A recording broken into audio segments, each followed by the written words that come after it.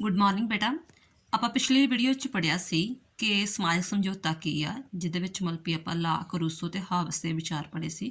ਪ੍ਰਕਿਰਤੀ ਅਵਸਥਾ, ਸਮਾਜ ਸਮਝੌਤਾ ਤੇ ਰਾਜ ਤੇ ਸਮਾਜ ਵਿੱਚ ਮਤਲਬ ਕਿ ਲੋਕਾਂ ਦੇ ਵਿਚਕਾਰ ਜਿਹੜਾ ਸੰਬੰਧ ਵਗੈਰਾ। ਬਟ ਕੁਝ ਜਿਹੜੇ ਲੋਕ ਆ ਜਿਹੜੇ ਹੈਗੇ ਇਸ ਦੀ ਜਿਹੜੀ ਹੈਗੀ ਆ ਆਲੋਚਨਾ ਕਰਦੇ ਆ। ਜੇ ਇਹਦਾ ਸੈਕੰਡ ਕੁਐਸਚਨ ਬਣ ਜਾਂਦਾ ਕਿ ਸਮਾਜ ਸਮਝੌਤੇ ਦੀ ਆਲੋਚਨਾ ਕਰੋ ਜਾਂ ਆਲੋਚਨਾਤਮਕ ਵਿਆਖਿਆ ਕਰੋ। ਇਹਦੇ ਵਿੱਚ ਆਪਾਂ ਆਲੋਚਨਾ ਤੋਂ ਦੀ ਮਹੱਤਤਾ ਦੱਸਾਂਗੇ।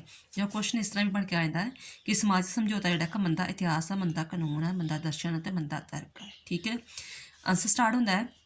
ਕਹਿੰਦਾ 18ਵੀਂ ਸਦੀ ਵਿੱਚ ਤੇ ਜਿਹੜਾ ਸਿਧਾਂਤ ਬਹੁਤ ਜ਼ਿਆਦਾ ਹਰਮਨ ਪਿਆਰਾ ਰਿਹਾ, ਬਟ 19ਵੀਂ ਸਦੀ ਵਿੱਚ ਜਿਹੜਾ ਕਿ ਸਿਧਾਂਤ ਜਿਹੜਾ ਸੀ ਇਹ ਵਿਚਾਰਧਾਰਾ ਦਾ ਪਤਨ ਹੋਣਾ ਸ਼ੁਰੂ ਹੋ ਗਿਆ। ਕਾਫੀਆਂ ਨੇ ਇਸ ਵਿਚਾਰਧਾਰਾ ਦੀ ਨਿੰਦਾ ਕੀਤੀ ਕਿਉਂਕਿ ਸਾਰੇ ਇਸ ਨੂੰ ਮਿਲ ਮੰਨਦੇ, ਜਿਹੜੇ ਆਲੋਚਕ ਮੰਨਦੇ ਸੀ ਕਿ ਬਹੁਤ ਜ਼ਿਆਦਾ ਸਿਧਾਂਤ ਮੰਦਾ ਇਤਿਹਾਸ ਆ, ਮੰਦਾ ਕਾਨੂੰਨ, ਮੰਦਾ ਤਰਕ ਤੇ ਮੰਦਾ ਦਰਸ਼ਨ ਆ। ਉਹ ਕਿਵੇਂ ਆ 1 ਬਾਈ 1 ਕਰਕੇ ਦੱਸ ਦਿਆ ਗਿਆ। ਜਿਹੜੇ ਇੱਥੇ ਇਤਿਹਾਸਕ ਤੌਰ 'ਤੇ ਜਿਹੜੇ ਹਿਸਟੋਰੀਅਨ ਆ, ਹਿਸਟਰੀ ਪੜ੍ਹਦੇ ਨੇ, ਉਹ ਕਿਵੇਂ ਇਸ ਦੀ ਆਲੋਚਨਾ ਕਰਦੇ ਆ। ਕਹਿੰਦੇ ਇਹ ਇੱਕ ਮੰਦਾ ਇਤਿਹਾਸ ਆ। ਮੰਦਾ ਇਤਿਹਾਸ ਕਿਵੇਂ? ਕਹਿੰਦੇ ਕਿ ਇਸ ਦਾ ਕੋਈ ਇਤਿਹਾਸ ਸਬੂਤ ਨਹੀਂ। ਜਦੋਂ ਆਪਾਂ ਕੋਈ ਹਿਸਟਰੀ ਪੜ੍ਹਦੇ ਹਾਂ ਉਹਦੀ ਡੇਟ, ਪ੍ਰੂਫ ਵਗੈਰਾ ਸਾਨੂੰ ਹਰ ਇੱਕ ਚੀਜ਼ ਦਾ ਮਿਲਦਾ ਹੈ। ਬਟ ਸਮਝੌਤਾਵਾਦੀ ਅਨੁਸਾਰ ਰਾਜ ਦੀ ਹੋਂਦ ਵਿੱਚ ਆਉਣ ਤੋਂ ਪਹਿਲਾਂ ਵਿਅਕਤੀ ਪ੍ਰਕਿਰਤੀ ਅਵਸਥਾ ਵਿੱਚ ਰਹਿੰਦਾ ਸੀ। ਫਿਰ ਪ੍ਰਕਿਰਤੀ ਅਵਸਥਾ ਛੱਡ ਕੇ ਉਹਨਾਂ ਨੇ ਕਿ ਰਾਜ ਵਿੱਚ ਆ ਗਿਆ, ਪਰੰਤੂ ਸਾਨੂੰ ਇਸ ਦਾ ਕੋਈ ਵੀ ਪ੍ਰੂਫ ਨਹੀਂ ਮਿਲਦਾ। ਜਿਵੇਂ ਆਪਾਂ ਜ਼ਿਲ੍ਹਿਆਂਵਾਲੇ ਬਾਗ ਦੀ ਘਟਨਾ ਪੜ੍ਹਦੇ ਤਾਂ ਸਾਨੂੰ ਪਤਾ ਜ਼ਿਲ੍ਹਿਆਂਵਾਲਾ ਬਾਗ ਕਿੱਥੇ ਆ, ਘਟਨਾ ਕਦੋਂ ਹੋਈ।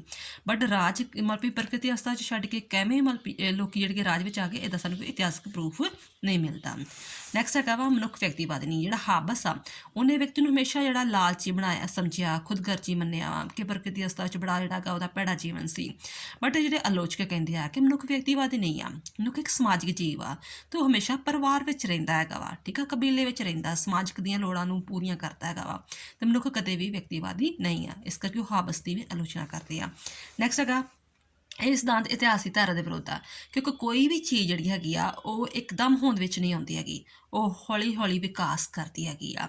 ਤੇ ਜੇਕਰ ਉਹ ਕਹਿੰਦਾ ਕਿ ਰਾਜ ਜਿਹੜੇ ਕਿ ਸਮਝੌਤਾ ਕਰਕੇ ਜਿਹੜਾ ਇੱਕਦਮ ਹੋਂਦ ਵਿੱਚ ਆਇਆ, ਉਹ ਵੀ ਧਾਰਾ ਗਲਤ ਆ ਕਿਉਂਕਿ ਕਹਿੰਦੇ ਜਿਹੜੇ ਆਲੋਚਕ ਕਹਿੰਦੇ ਰਾਜ ਜਿਹੜਾ ਹੈਗਾ ਹੀ ਪਹਿਲਾਂ ਰਾਜ ਦੀ ਉਤਪਤੀ ਲਈ ਪਹਿਲਾਂ ਪਰਿਵਾਰ ਬਣੇ, ਫਿਰ ਵੰਸ਼, ਫਿਰ ਕਬੀਲੇ, ਫਿਰ ਨਗਰ, ਫਿਰ ਰਾਜ, ਫਿਰ ਅੰਤਰਰਾਸ਼ਟਰੀ ਰਾਜ ਬਣੇ। ਯਾਨੀ ਕਿ ਰਾਜ ਹੌਲੀ ਹੌਲੀ ਵਿਕਾਸ ਕੀਤਾ ਹੋਇਆ ਵਾ, ਇੱਕਦਮ ਨਹੀਂ ਹੋਇਆ, ਨਹੀਂ ਆਇਆ।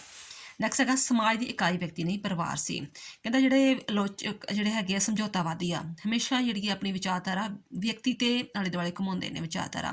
ਬਟ ਜਦੋਂ ਆਪਾਂ ਸਮਾਜ ਦੀ ਇਕਾਈ ਦੀ ਗੱਲ ਕਰਦੇ ਹਾਂ ਤੇ ਸਮਾਜ ਦੀ ਇਕਾਈ ਪਰਿਵਾਰ ਹੁੰਦੀ ਆ, ਨਾ ਕਿ ਵਿਅਕਤੀ। ਇਸ ਧਾਰਾ ਤੇ ਵੀ ਉਹਦੀ ਜਿਹੜੀ ਹੈਗੀ ਆਲੋਚਨਾ ਕੀਤੀ ਜਾਂਦੀ ਆ। ਇਹ ਆ ਗਿਆ ਸੀ ਜਿਹੜੇ ਹਿਸਟੋਰੀ ਵਾਲੇ ਆ, ਹਿਸਟੋਰੀਅਨ ਆ, ਠੀਕ ਆ, ਉਹਦੀ ਆਲੋਚਨਾ ਕਰਦੇ ਆ ਸਮਝੌਤਾਵਾਦੀ ਦੀ। ਨੈਕਸਟ ਹੈਗਾ ਕਾਨੂੰਨ ਦੇ ਆਧਾਰ ਤੇ ਆਪਾਂ ਕਿਵੇਂ ਆਲੋਚਨਾ ਕਰ ਸਕਦੇ ਹੈਗੇ ਆ। ਕਿਉਂਕਿ ਸਮਝੌਤਾ ਕੇਵਲ ਸਮਝੌਤਾ ਕਰਨ ਵਾਲੇ ਤੇ ਲਾਗੂ ਹੁੰਦਾ। ਮੰਨ ਲਓ ਕਿ ਕਾਨੂੰਨ ਬਣਾਇਆ ਗਿਆ, ਕਾਨੂੰਨੀ ਦ੍ਰਿਸ਼ਟੀਕੋਣ ਅਨੁਸਾਰ ਮਤਲਬ ਇਹ ਮੰਨਿਆ ਜਾਂਦਾ ਕਿ ਜੇਕਰ ਮਤਲਬ ਕੋਈ ਸਮਝੌਤੇ ਵਿੱਚ ਹਿੱਸੇਦਾਰ ਆ ਕਿ ਇਹਨੇ ਆਪਸ ਵਿੱਚ ਦੋ ਜਣਿਆਂ ਨੇ ਸਮਝੌਤਾ ਕੀਤਾ, ਠੀਕ ਆ, ਮੰਨ ਲਓ ਕਿ ਤੁਸੀਂ ਦੋ ਫਰੈਂਡ ਸਰਕਲ ਨੇ ਆਪਸ ਵਿੱਚ ਸਮਝੌਤਾ ਕੀਤਾ, ਕੋਈ ਗਲਤੀ ਕੀਤਾ ਹੈ ਤਾਂ ਤੁਹਾਡੇ ਦੋਨਾਂ ਵਿੱਚ ਲਾਗੂ ਹੋਏਗਾ, ਤੀਸਰੇ ਵਿੱਚ ਲਾਗੂ ਨਹੀਂ ਹੋਏਗਾ। ਤੇ ਕਾਨੂੰਨ ਕਹਿੰਦਾ ਕਿ ਜੇ ਮਤਲਬ ਵੀ ਉਹਨਾਂ ਨੇ ਸਮਝੌਤਾ ਕੀਤਾ ਸੀ ਤੇ ਸਮਝੌਤਾ ਉਹਨਾਂ ਵਿੱਚ ਹੀ ਲਾਗੂ ਹੋਣਾ ਚਾਹੀਦਾ ਸੀ ਤੇ ਫਿਰ ਉਸ ਦੀ ਪੀੜ੍ਹੀ ਤੱਕ ਹੀ ਰਹਿਣਾ ਚਾਹੀਦਾ ਸੀ। ਅਗਲੀ ਪੀੜ੍ਹੀ ਨੂੰ ਉਹ ਸਮਝੌਤਾ ਮੰਨਣਾ ਹੀ ਨਹੀਂ ਚਾਹੀਦਾ, ਉਹ ਰਾਜ ਵਿੱਚ ਰਾਜ ਦੇ ਕਾਨੂੰਨਾਂ ਨੂੰ ਮੰਨੇਗਾ ਨਹੀਂ। ਤੇ ਇਸ ਕਰਕੇ ਜਿਹੜਾ ਹੈਗਾ ਵਾ ਇਹ ਫਿਰ ਇਹ ਜਿਹੜੀ ਗੱਲ ਟੁੱਕਦੀ ਨਹੀਂ ਆ ਕਿ ਹਾਂ ਪਿਓ ਤੋਂ ਦਾ ਉਹਨਾਂ ਨੇ ਸਮਝੌਤਾ ਕੀਤਾ, ਉਹਨਾਂ ਨੇ ਬਜ਼ੁਰਗਾਂ ਨੇ, ਤੇ ਅੱਜ ਵੀ ਅਸੀਂ ਉਹਨਾਂ ਗੱਲਾਂ ਨੂੰ ਮੰਨਦੇ ਹਾਂ। ਕਹਿੰਦਾ ਕਿ ਜਿਵੇਂ ਉਹਨੇ ਕਿਹਾ ਜਿਹੜਾ ਆਦਿ ਕਾਲ ਵਿੱਚ ਜਿਹੜਾ ਸਮਝੌਤਾ ਕੀਤਾ ਸੀ ਉਹ ਅੱਜ ਵਰਤਮਾਨ ਦੇ ਮਨੁੱਖ 'ਤੇ ਲਾਗੂ ਨਹੀਂ ਹੋਣਾ ਚਾਹੀਦਾ। ਇਸ ਕਰਕੇ ਇਹ ਗੱਲ ਬਿਲਕੁਲ ਗਲਤ ਆ ਕਿ ਹਾਂ ਸਮਝੌਤਾ ਜਿਹੜਾ ਹੈਗਾ ਉਹਨਾਂ ਨੇ ਕੀਤਾ ਸੀ। ਨੈਕਸਟ ਹੈ ਕਿ ਅਰਾਖਤਾ ਦੀ ਸਥਿਤੀ ਵਿੱਚ ਕੋਈ ਸਮਝੌਤਾ ਨਹੀਂ। ਜਿਵੇਂ ਹਾਬਸ ਬਾਰ-ਬਾਰ ਕਹਿੰਦਾ ਹੈਗਾ ਕਿ ਉਸ ਸਮੇਂ ਬੜੀ ਅਰਾਖਤਾ ਵਾਲੀ ਸਥਿਤੀ ਸੀ, ਜਿਹੜਾ ਮਨੁੱਖ ਬੜਾ ਲਾਲਚੀ ਸੀ ਤੇ ਜਦੋਂ ਫਿਰ ਪ੍ਰਕਿਰਤੀ ਅਵਸਥਾ ਛੱਡ ਕੇ ਤੇ ਮੁੜ ਕੇ ਸਮਝੌਤਾ ਵਾਲੀ ਅਵਸਥਾ ਵਿੱਚ ਆ ਗਿਆ। ਬਟ ਆਪਾਂ ਇਸ ਚੀਜ਼ ਨੂੰ ਮਤਲਬ ਵੀ ਇਸ ਚੀਜ਼ ਨੂੰ ਰਿਐਲਿਟੀ ਵਿੱਚ ਮੰਨਦੇ ਹਾਂ ਕਿ ਜਦੋਂ ਕੋਈ ਅਰਾਖਤਾ ਵਾਲੀ ਸਥਿਤੀ ਹੋਵੇ, ਮੰਨ ਲਓ ਕਿ ਦੰਗੇ ਫਸਾਦ ਹੋਣ ਡਿਆ, ਖੂਨ ਖਰਾਬਾ ਹੋਣ ਡਿਆ ਹੋਵੇ, ਕੋਈ ਕਿਸੇ ਦੀ ਗੱਲ ਨਾ ਮੰਨਦਾ ਹੋਵੇ, ਉਹਨੂੰ ਆਪਾਂ ਅਨਾਰਕੀ ਜਾਂ ਅਰਾਖਤਾ ਕਹਿੰਦੇ ਹਾਂ। ਉਦੋਂ ਸਮਝੌਤਾ ਕਿਵੇਂ ਹੋ ਸਕਦਾ ਹੈ? ਜਿਨ੍ਹਾਂ ਤੱਕ ਕੋਈ ਆਣ ਕੇ ਸਿਆਣਾ ਕੋਈ ਸਮਝੌਤਾ ਨਹੀਂ ਕਰਾਉਂਦਾ ਜਾਂ ਕੁਝ ਵੀ ਹੈ ਤਾਂ ਆਪਸ ਵਿੱਚ ਉਹ ਉਹਨਾਂ ਦਾ ਸਮਝੌਤਾ ਕਿਵੇਂ ਕਰਵਾ ਸਕਦੇ? ਇਹ ਵੀ ਗੱਲ ਜਿਹੜੀ ਹੈ ਟੁੱਕਦੀ ਨਹੀਂ ਕਾਨੂੰਨ ਦੇ ਅਨੁਸਾਰ। ਨੈਕਸਟ ਹੈਗਾ ਕਾਨੂੰਨ ਦਾ ਅਤੇ ਅਧਿਕਾਰ ਕੇਵਲ ਰਾਜ ਵਿੱਚ ਹੀ ਸੰਭਵ ਆ। ਜਿਹੜਾ ਲਾਕ ਆ ਉਹ ਕਹਿੰਦਾ ਹੈ ਕਿ ਜਿਹੜਾ ਹੈਗਾ ਰਾਜ ਤੋਂ ਪਹਿਲਾਂ ਵੀ ਮਨੁੱਖ ਜਿਹੜਾ ਕੁਦਰਤੀ ਅਧਿਕਾਰ ਮਾਣਦਾ ਸੀ। ਕੁਦਰਤੀ ਅਧਿਕਾਰ ਕਹਿੰਦਾ ਹੈਗਾ ਉਹ ਸੁਤੰਤਰਤਾ ਨੂੰ, ਸੰਪਤੀ ਨੂੰ ਤੇ ਜੀਵਨ ਦਾ ਅਧਿਕਾਰ ਨੂੰ। ਤਿੰਨ ਤਰ੍ਹਾਂ ਦੇ ਅਧਿਕਾਰਾਂ ਨੂੰ ਕੁਦਰਤੀ ਅਧਿਕਾਰ ਕਹਿੰਦਾ ਹੈ। ਬਟ ਆਪਾਂ ਨੂੰ ਇਹ ਚੀਜ਼ ਨੂੰ ਪਤਾ ਹੈ ਕਿ ਕੋਈ ਵੀ ਅਧਿਕਾਰ ਰਾਜ ਤੋਂ ਬਿਨਾਂ ਆਪਾਂ ਨਹੀਂ ਮਾਣ ਸਕਦੇ। ਜਿਹੜੇ ਵੀ ਅਧਿਕਾਰ ਆਪਾਂ ਮੰਨਦੇ ਹਾਂ ਉਹ ਰਾਜ ਦੁਆਰਾ ਪ੍ਰਵਾਨ ਕੀਤੇ ਹੋਣਗੇ ਤਾਂ ਫੇਰ ਮਾਣ ਸਕਦੇ, ਅਦਰਵਾਈਜ਼ ਨਹੀਂ ਮਾਣ ਸਕਦੇ ਅੱਜ ਦੀ ਸਥਿਤੀ ਵਿੱਚ। ਇਹ ਆ ਗਿਆ ਕਾਨੂੰਨ ਦੇ ਆਧਾਰ 'ਤੇ ਇਸ ਦੀ ਆਲੋਚਨਾ। ਨੈਕਸਟ ਹੈਗਾ ਫਿਲਾਸਫਰ ਕੀ ਕਹਿੰਦੇ ਨੇ। ਫਿਲਾਸਫਰ ਜਿਹੜੇ ਕੀ ਆ ਉਹ ਵੀ ਇਸ ਦੀ ਆਲੋਚਨਾ ਕਰਦੇ ਆ ਫਿਲਾਸਫੀ ਤੌਰ 'ਤੇ। ਕਹਿੰਦਾ ਰਾਜ ਇੱਕ ਬਣਾਵਟੀ ਸੰਸਥਾ ਨਹੀਂ ਹੈ। ਕਹਿੰਦਾ ਹੈ ਕਿ ਜਿਹੜੇ ਮਤਲਬ ਸਮਝੌਤਾਵਾਦੀ ਕਹਿੰਦੇ ਆ ਕਿ ਰਾਜ ਇੱਕ ਬਣਾਵਟੀ ਸੰਸਥਾ ਹੈ, ਕਿ ਉਹਨਾਂ ਸਮਝੌਤਾ ਕੀਤਾ ਤਾਂ ਰਾਜ ਬਣਾ ਲਿਆ। ਬਟ ਕਹਿੰਦਾ ਇਹ ਗੱਲ ਬਿਲਕੁਲ ਗਲਤ ਆ, ਕਿਉਂਕਿ ਰਾਜ ਇੱਕ ਕੁਦਰਤੀ ਮਤਲਬ ਇਹ ਇੱਕ ਸੰਸਥਾ ਹੈ, ਇਹਦਾ ਇਹ ਵਿਕਾਸ ਦਾ ਨਤੀਜਾ, ਇਹ ਹੌਲੀ ਹੌਲੀ ਬਾਅਦ ਵਿੱਚ ਜਿਹੜਾ ਗਾ ਰਾਜ ਦਾ ਰੂਪ ਜਿਹੜਾ ਅੱਜ ਅਸੀਂ ਵੇਖਦੇ ਉਹ ਹੌਲੀ ਹੌਲੀ ਹੋਂਦ ਵਿੱਚ ਆਇਆ ਹੈਗਾ ਵਾ। ਨੈਕਸਟ ਹੈਗਾ ਰਾਜ ਕੋਈ ਖਿਡੌਣਾ ਨਹੀਂ। ਲਾਕ ਕਹਿੰਦਾ ਕਿ ਵਿਅਕਤੀ ਨੇ ਆਪਸ ਵਿੱਚ ਸਮਝੌਤਾ ਕੀਤਾ ਤਾਂ ਰਾਜ ਹੋਂਦ ਵਿੱਚ ਆ ਗਿਆ, ਬਟ ਨਹੀਂ, ਕਹਿੰਦਾ ਕਿ ਮਤਲਬ ਕਿ ਜਿਹੜਾ ਰਾਜ ਕੋਈ ਖਿਡੌਣਾ ਥੋੜਾ ਹੈਗਾ ਕਿ ਜਦੋਂ ਮਰਜ਼ੀ ਉਹਨੂੰ ਬਣਾ ਲਿਆ ਤੇ ਜਦੋਂ ਮਰਜ਼ੀ ਉਹਨੂੰ ਖਤਮ ਕਰ ਦਿੱਤਾ। ਠੀਕ ਆ, ਰਾਜ ਕੋਈ ਖਿਡੌਣਾ ਨਹੀਂ ਹੈਗਾ। ਨੈਕਸਟ ਹੈ ਰਾਜ ਹਰ ਵਿਅਕਤੀ ਲਈ ਜ਼ਰੂਰੀ ਆ। ਠੀਕ ਹੈ, ਕਹਿੰਦਾ ਰਾਜ ਅਤੀ ਜ਼ਰੂਰੀ ਸੰਸਥਾ ਹੈ, ਕਿਉਂਕਿ ਰਾਜ ਤੋਂ ਬਿਨਾਂ ਵਿਅਕਤੀ ਆਪਣਾ ਵਿਕਾਸ ਕਰ ਹੀ ਨਹੀਂ ਸਕਦਾ ਹੈਗਾ। ਇਹਦਾ ਸਬੂਤ ਇਸ ਗੱਲ ਤੋਂ ਵੀ ਲਾਇਆ ਜਾਂਦਾ ਹੈ ਕਿ ਅੱਜ ਵਿਅਕਤੀ ਦਾ ਜਿਹੜਾ ਵੀ ਕੰਮ ਆ, ਠੀਕ ਹੈ, ਜਨਮ ਤੋਂ ਲੈ ਕੇ ਮਰਨ ਤੱਕ ਜਿੰਨੇ ਵੀ ਕੰਮ ਆ ਉਹ ਰਾਜ ਦੁਆਰਾ ਹੀ ਕੀਤੇ ਜਾਂਦੇ, ਰਾਜ ਤੋਂ ਬਿਨਾਂ ਕੋਈ ਕੰਮ ਸੰਭਵ ਨਹੀਂ ਹੋਇਆ ਹੈ। ਤੇ ਇਸ ਤਰ੍ਹਾਂ ਮਤਲਬ ਕਿਹਾ ਜਾ ਸਕਦਾ, ਅਰਸਤੂ ਵੀ ਇਹ ਗੱਲ ਨੂੰ ਮੰਨਦਾ ਸੀ ਕਿ ਮਨੁੱਖ ਸਮਾਜ ਦੇ ਨਾਲ ਹੀ ਜਿਹੜਾ ਰਾਜ ਸਥਾਪਿਤ ਹੋ ਚੁੱਕਾ ਸੀ। ਠੀਕ ਹੈ, ਰਾਜ ਜਿਹੜਾ ਸ਼ੁਰੂ ਤੋਂ ਹੀ ਸੀ, ਰਾਜ ਤੋਂ ਬਿਨਾਂ ਜਿਹੜਾ ਸਮਾਜ ਸੰਭਵ ਨਹੀਂ ਹੈਗਾ। ਨੈਕਸਟ ਹੈਗਾ ਸਮਝੌਤਾ ਤੋਂ ਪਿੱਛੋਂ ਹਰ ਗੱਲ ਕਾਨੂੰਨੀ ਕਿਵੇਂ ਬਣ ਗਈ। ਪਹਿਲਾਂ ਜਿਵੇਂ ਸਹਾਬਸ ਕਹਿੰਦਾ ਸੀ ਕਿ ਉਹ ਕੁਦਰਤੀ ਅਵਸਥਾ 'ਚ ਰਹਿੰਦਾ ਸੀ, ਜੀਵਨ ਬੜਾ ਉਹਨਾਂ ਦਾ ਹੈਗਾ ਸੀ, ਬਹੁਤ ਮਾੜਾ ਸੀ, ਤੇ ਬਟ ਜਦੋਂ ਸਮਝੌਤਾ ਕੀਤਾ ਤੇ ਇੱਕਦਮ ਸਾਰੀਆਂ ਗੱਲਾਂ ਜਿਹੜੀਆਂ ਹੈਗੀਆਂ ਵਾ ਉਹ ਕਾਨੂੰਨੀ ਕਿਵੇਂ ਬਣ ਗਈ। ਇਹ ਚੀਜ਼ ਕੋਈ ਵੀ ਪੋਸੀਬਲ ਨਹੀਂ ਹੈਗੀ, ਕਿਉਂਕਿ ਹਰ ਇੱਕ ਚੀਜ਼ ਨੂੰ ਟਾਈਮ ਲੱਗਦਾ, ਸਮਾਂ ਲੱਗਦਾ ਹੈਗਾ, ਤੇ ਇੱਕਦਮ ਸਾਰੇ ਨੇ ਕਿਸ ਤਰ੍ਹਾਂ ਉਸ ਚੀਜ਼ ਨੂੰ ਐਗਰੀ ਕਰ ਲਿਆ। ਦਾਰਸ਼ਨ ਪੱਖ ਤੋਂ ਇਹ ਸਿਧਾਂਤ ਖਤਰਨਾਕ ਹੈ। ਦਾਰਸ਼ਨ ਪੱਖ ਤੌਰ 'ਤੇ ਵੀ ਸਿਧਾਂਤ ਨੂੰ ਖਤਰਨਾਕ ਮੰਨਦੇ ਆ, ਕਿਉਂਕਿ ਕਹਿੰਦਾ ਮਤਲਬ ਫਿਰ ਇਸ ਤਰ੍ਹਾਂ ਉਹਨਾਂ ਦੇ ਮਨੁੱਖ ਦੇ ਮਨ ਵਿੱਚ ਹੀ ਫੀਲਿੰਗ ਆ ਜਾਏਗੀ ਕਿ ਅਸੀਂ ਜਦੋਂ ਮਰਜ਼ੀ ਰਾਜ ਨੂੰ ਬਣਾ ਸਕਦੇ, ਜਦੋਂ ਮਰਜ਼ੀ ਖਤਮ ਕਰ ਸਕਦੇ ਹਾਂ, ਅਤੇ ਇਸ ਤਰ੍ਹਾਂ ਜਿਹੜਾ ਅਰਾਜਕਤਾ ਵਾਲੀ ਸਥਿਤੀ ਸਥਾਪਿਤ ਹੋ ਜਾਏਗੀ। ਇਹ ਆ ਗਈ ਫਿਲਾਸਫੀ ਤੌਰ 'ਤੇ ਜਿਹੜੀ ਇਹਦੀ ਆਲੋਚਨਾ। ਨੈਕਸਟ ਕਿ ਤਰਕ ਦੇ ਆਧਾਰ 'ਤੇ ਆਪਾਂ ਲੌਜਿਕ ਤੌਰ 'ਤੇ, ਦਿਮਾਗੀ ਤੌਰ 'ਤੇ ਸੋਚਿਆ ਜਾਵੇ ਤਾਂ ਇਹ ਵੀ ਸਿਧਾਂਤ ਖਤਰਨਾਕ ਹੈ। ਕਿਵੇਂ? ਪਹਿਲਾ ਹੈਗਾ ਵਿਅਕਤੀ ਦੇ ਸੁਭਾਅ ਵਿੱਚ ਅਚਾਨਕ ਪਰਿਵਰਤਨ ਸੰਭਵ ਨਹੀਂ ਹੈ। ਕਹਿੰਦਾ ਪਹਿਲਾਂ ਤਾਂ ਹਾਬਸ ਨੇ ਕਿਹਾ ਕਿ ਬੜਾ ਵਿਅਕਤੀ ਜਿਹੜਾ ਖੁਦਗਰਜ਼ੀ ਸੀ, ਲਾਲਚੀ ਸੀ, ਠੀਕ ਹੈ ਨਾ, ਤੇ ਬਟ ਉਹ ਮਤਲਬ ਕਿ ਫਿਰ ਜਦੋਂ ਸਮਝੌਤਾ ਕੀਤਾ ਤਾਂ ਫਿਰ ਇੱਕਦਮ ਉਹ ਬੜਾ ਸ਼ਾਂਤਮਈ ਬਣ ਗਿਆ।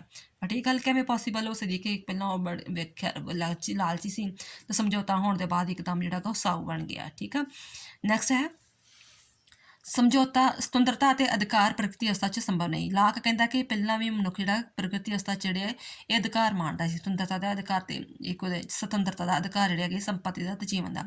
ਪਰ ਮਤਲਬ ਕਿ ਅੱਜ ਆਪਾਂ ਵੇਖਦੇ ਹਾਂ ਕਿ ਰਾਜ ਤੋਂ ਬਿਨਾਂ ਕੋਈ ਵੀ ਆਪਾਂ ਅਧਿਕਾਰ ਨਹੀਂ ਮਾਣ ਸਕਦੇ ਹੈਗੇ। ਨੈਕਸਟ ਹੈ ਰਾਜ ਦੇ ਉਦੇਸ਼ ਸੀਮਿਤ ਨਹੀਂ, ਕਿਉਂਕਿ ਲਾਕ ਤੇ ਜਿਹੜੇ ਇੱਕ ਰੂਸੋ ਉਹ ਕਹਿੰਦਾ ਹੈ ਕਿ ਰਾਜ ਦੇ ਉਦੇਸ਼ ਸੀਮਿਤ ਹੈ, ਕਿ ਸਿਰਫ ਕੁਝ ਹੱਦ ਤੱਕ ਹੀ ਰਾਜ ਕੰਮ ਕਰੇਗਾ। ਬਟ ਸਾਨੂੰ ਪਤਾ ਹੈ ਕਿ ਅੱਜ ਰਾਜ ਜਿਹੜਾ ਕਲਿਆਣਕਾਰੀ ਰਾਜ ਬਣ ਗਿਆ। ਤੁਹਾਡਾ 7ਵਾਂ ਚੈਪਟਰ ਵੀ ਹੁੰਦਾ ਹੈ ਕਿ ਕਲਿਆਣਕਾਰੀ ਰਾਜ, ਤੇ ਜਿਹੜਾ ਜਨਮ ਤੋਂ ਲੈ ਕੇ ਮਰਨ ਤੱਕ ਰਾਜ ਬਹੁਤ ਸਾਰੇ ਕੰਮ ਕਰਦਾ ਹੈ। ਇੱਕ ਐਗਜ਼ਾਮਪਲ ਕਹਿ ਲਓ, ਬੱਚੇ ਦਾ ਜਨਮ ਹੁੰਦਾ ਹੈ ਤੇ ਉਹਦਾ ਬਰਥ ਸਰਟੀਫਿਕੇਟ ਬਣਦਾ ਹੈ, ਡੈਥ ਹੁੰਦੀ ਹੈ ਤੇ ਉਹਦਾ ਡੈਥ ਸਰਟੀਫਿਕੇਟ ਬਣਦਾ ਹੈ, ਯਾਨੀ ਕਿ ਜਨਮ ਤੋਂ ਲੈ ਕੇ ਮਰਨ ਤੱਕ ਉਹਦੇ ਕਈ ਕੰਮ ਜਿਹੜੇ ਕਿ ਰਾਜ ਕਰਦਾ ਹੈ, ਤੇ ਰਾਜ ਦੇ ਕੰਮ ਆਪਾਂ ਸੀਮਿਤ ਨਹੀਂ ਕਰ ਸਕਦਾ ਗਾ। ਸਮਝੌਤਾ ਦੁਆਰਾ ਸਭ ਕੁਝ ਗੈਰ ਕੁਦਰਤੀ ਨਹੀਂ ਹੋ ਜਾਂਦਾ। ਪਹਿਲਾਂ ਉਹਨੇ ਕਿਹਾ ਕਿ ਮਤਲਬ ਸਾਰਾ ਕੁਝ ਪਹਿਲਾਂ ਪ੍ਰਕਿਰਤੀ ਅਵਸਥਾ 'ਚ ਹੀ ਸਮਝੌਤਾ ਕੀਤਾ ਤੇ ਫਿਰ ਸਾਰਾ ਕੁਝ ਕਾਨੂੰਨੀ ਬਣ ਗਿਆ। ਇਹ ਗੱਲ ਬਿਲਕੁਲ ਗਲਤ ਹੈ ਕਿ ਜਿਹੜਾ ਹੈਗਾ ਸਭ ਕੁਝ ਗੈਰ ਕੁਦਰਤੀ ਵਗੈਰਾ ਨਹੀਂ ਹੋ ਸਕਦਾ ਹੈਗਾ। ਇਹ ਸਿਧਾਂਤ ਖਤਰਨਾਕ ਹੈ। ਕਹਿੰਦਾ ਕਿ ਇਹ ਵਿਅਕਤੀ ਨੂੰ ਰਾਜ ਨੂੰ ਖਤਮ ਕਰਨ ਦਾ ਅਧਿਕਾਰ ਦਿੰਦਾ ਹੈਗਾ।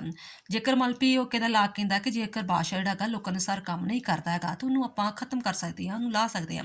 ਪਰ ਅੱਜ ਦੇ ਸਮੇਂ 'ਚ ਇਹ ਚੀਜ਼ ਪੋਸੀਬਲ ਨਹੀਂ ਹੈਗੀ। ਆਪਾਂ ਰਾਜ ਨੂੰ ਕਦੇ ਵੀ ਖਤਮ ਨਹੀਂ ਕਰ ਸਕਦੇ। ਇਹ ਸਿਧਾਂਤ ਖਤਰਨਾਕ ਸਾਬਤ ਹੋਏਗਾ। ਅਸੀਮਿਤ ਅਨੁਸਾਰ ਜਿਹੜਾ ਹਾਬਸ ਆ ਉਹ ਕਹਿੰਦਾ ਬਾਦਸ਼ਾਹ ਨੂੰ ਬਹੁਤ ਸਾਰੀਆਂ ਸ਼ਕਤੀਆਂ ਦਿੱਤੀਆਂ ਜਾਂਦੀਆਂ, ਨਿਰਕੁਸ਼ ਬਣਾਇਆ ਜਾਂਦਾ, ਉਹਨੂੰ ਜਿਸ ਤਰ੍ਹਾਂ ਉਹ ਚੰਗਾ ਹੋਵੇ ਮਾੜਾ ਹੋਵੇ ਉਹਨੂੰ ਆਪਾਂ ਲਾ ਨਹੀਂ ਸਕਦੇ ਹੈਗੇ। ਤੇ ਬਟ ਇਹ ਜਿਹੜਾ ਸਿਧਾਂਤ ਆ ਉਹ ਅੱਜ ਦੇ ਸਮੇਂ 'ਚ ਬਹੁਤ ਜ਼ਿਆਦਾ ਖਤਰਨਾਕ ਸਾਬਤ ਹੋਏਗਾ। ਨੈਕਸਟ ਹੈਗਾ ਬਗਾਵਤ ਨੂੰ ਉਤਸ਼ਾਹਿਤ ਕਰਦਾ ਹੈ। ਸਮਾਜ ਸਮਝੌਤੇ ਦਾ ਸਿਧਾਂਤ ਵਿਅਕਤੀ ਨੂੰ ਰਾਜ ਵਿਰੁੱਧ ਬਗਾਵਤ ਕਰਨ ਦਾ ਅਧਿਕਾਰ ਦਿੰਦਾ ਹੈ, ਜੋ ਕਿ ਅੱਜ ਦੇ ਸਮੇਂ 'ਚ ਬਹੁਤ ਜ਼ਿਆਦਾ ਗਲਤ ਧਾਰਨਾ ਹੈ। ਬਟ ਇਹਦੀ ਮਹੱਤਤਾ ਵੀ ਹੈਗੀ ਆ। ਜਦੋਂ ਆਪਾਂ ਇਹਨਾਂ ਸਿਧਾਂਤ ਪੜ੍ਹਦੇ ਆ, ਜਿਹੜੇ ਲਾਕ ਤੇ ਰੂਸੋ ਦੇ ਤੇ ਹਾਬਸ ਦੇ ਵਿਚਾਰ ਪੜ੍ਹਦੇ ਆ, ਉਹਨਾਂ ਵਿਚਾਰਾਂ ਦੇ ਨਾਲ ਜਿਹੜਾ ਹੈਗਾ ਸਾਨੂੰ ਅੱਜ ਦੇ ਸਮੇਂ 'ਚ ਕੁਝ ਜਿਹੜੀਆਂ ਨਵੀਆਂ ਚੀਜ਼ਾਂ ਮਿਲੀਆਂ। ਇੱਕ ਤੇ ਉਹਨੇ ਕਿਹਾ ਰਾਜ ਦਾ ਜਨਤਾ ਦੀ ਇੱਛਾ ਹੈ। ਜਦੋਂ ਰਾਜ ਹੋਂਦ ਵਿੱਚ ਆਇਆ ਉਹ ਕਿਹੜੀ ਗੱਲ ਹੋਇਆ, ਲੋਕੀ ਚਾਹੁੰਦੇ ਸੀ, ਤਾਂ ਕਰਕੇ ਜਦੋਂ ਆਪਾਂ ਸਰਕਾਰਾਂ ਚੁਣਦੇ ਹਾਂ 5 ਸਾਲਾਂ ਬਾਅਦ ਨਵੀਆਂ ਸਰਕਾਰਾਂ ਚੁਣਦੇ ਹਾਂ, ਉਹ ਕਿਹਦੇ ਆਧਾਰ 'ਤੇ ਲੋਕਾਂ ਦੇ ਇੱਛਾ ਅਨੁਸਾਰ। ਫਿਰ ਲੋਕਤੰਤਰ ਦੀ ਸਥਾਨ, ਕਿਉਂਕਿ ਜਿਹੜੀ ਵੀ ਸਰਕਾਰ ਬਣਦੀ ਹੈ ਉਹ ਲੋਕਾਂ ਦੇ ਅਨੁਸਾਰ ਹੀ ਬਣਦੀ, ਲੋਕਾਂ ਦੇ ਵੋਟਾਂ ਦੁਆਰਾ ਬਣਦੀ। ਇਹ ਲੋਕਤੰਤਰ ਦੀ ਸਥਾਨ ਹੋਂਦ ਵਿੱਚ ਆਇਆ।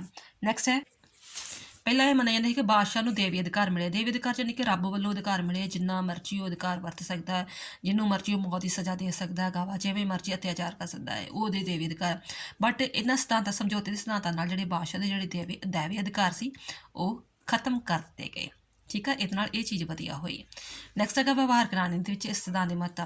ਵਿਵਹਾਰਕ ਤੌਰ 'ਤੇ ਵੀ ਇਸ ਰਾਜਨੀਤੀ ਦੀ ਮਹੱਤਤਾ ਵੱਧ ਜਾਏਗੀ ਕਿ ਲੋਕਾਂ ਨੇ ਸੋਚਿਆ ਕਿ ਜਦੋਂ ਜਿਹੜੇ ਬਾਦਸ਼ਾਹ ਅਤਿਆਚਾਰ ਕਰਦੇ ਸੀ, ਉਹਨਾਂ 'ਚ ਕ੍ਰਾਂਤੀਆਂ ਲਿਆਂਦੀਆਂ, ਕ੍ਰਾਂਤੀਆਂ ਲੈ ਕੇ ਜਿਹੜੀ ਉਹਨਾਂ ਦਾ ਤਖਤਾ ਪਲਟਾਇਆ ਗਿਆ। ਜੇ ਕੋਈ ਸਰਕਾਰ ਅਤਿਆਚਾਰ ਕਰਦੀ ਆ ਤਾਂ ਉਹਨੂੰ ਖਤਮ ਕੀਤਾ ਜਾਂਦਾ ਹੈਗਾ ਵਾ, ਦੂਜੀ ਸਰਕਾਰ ਲਿਆਈ ਜਾਂਦੀ ਆ। ਵਿਵਹਾਰਕ ਤੌਰ 'ਤੇ ਵੀ ਇਸ ਦੀ ਮਹੱਤਤਾ ਵੱਧ ਗਈ। ਸਮ ਆਪਾਂ ਇਹ ਕਰਦੇ ਸੱਟਾ ਕਿ ਵਾਕਈ ਇਸ ਤੋਂ ਸਭ ਤੋਂ ਉਪਰੰਤ ਹਾਬਸ ਦਾ ਜਿਹੜਾ ਕਾਨੂੰਨੀ ਪ੍ਰਭੂਸੱਤਾ ਸਿਧਾਂਤ, ਜਿਹੜਾ 8ਵਾਂ 9ਵਾਂ ਚੈਪਟਰ ਕਰੋਗੇ, ਠੀਕ ਹੈ। ਸਵਰਨਟੀ ਵਾਲਾ ਲਾਗ ਦਾ ਸੀਮਤ ਪ੍ਰਭੂਸੱਤਾ ਸਿਧਾਂਤ ਤੇ ਰੂਸੋ ਦੀ ਹਰਮਨ ਪਿਆਰੀ ਪ੍ਰਭੂਸੱਤਾ ਜਿਹੜੀ ਹੈਗੀ ਆ, ਇਹ ਸਿਧਾਂਤ ਜਿਹੜੇ ਹੈਗੇ ਸਾਨੂੰ ਨਵੇਂ ਮਿਲੇ ਆ ਤੇ ਹੋਂਦ ਵਿੱਚ ਆਏ ਆ। ਠੀਕ ਆ ਬੇਟਾ, ਅੱਜ ਵੀ ਕੋਈ ਪੁਆਇੰਟ ਨਾ ਸਮਝਾਇਆ ਹੋਵੇ ਤਾਂ ਤੁਸੀਂ ਪੁੱਛ ਸਕਦੇ ਹੋ। ਥੈਂਕਸ।